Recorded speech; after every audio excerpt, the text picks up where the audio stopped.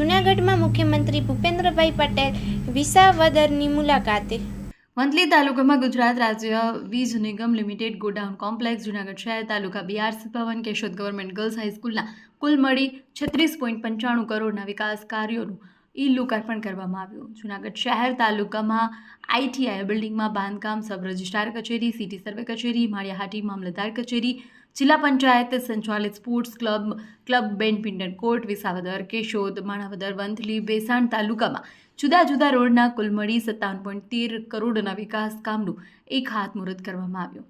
કાર્યક્રમમાં કૃષિમંત્રી રાઘવજી પટેલ, સાંસદ રાજેશ ચુડાસમા, ધારાસભ્ય સંજય કોરડિયા, દેવાભાઈ માલમ, અરવિંદ લાડાણી, ભગવાનભાઈ કરગડિયા, જિલ્લા પંચાયતના પ્રમુખ હરેશભાઈ ઠુમર, જિલ્લા પંચાયત પ્રમુખ ચંદુભાઈ મકવાણા, જિલ્લા કલેક્ટર અનિલકુમાર રાણા વસ્યા, જિલ્લા વિકાસ અધિકારી નીતિન સાગવાન સહિતના અધિકારીઓ અને પદાધિકારીઓ ઉપસ્થિત રહ્યા। અહેવાલ મા ન્યૂઝ, પરેશ બુદ્ધભટ્ટી, જૂનાગઢ। ખૂબ ખૂબ આભાર માનું છું કે આજે 600 કરોડથી પણ વધારે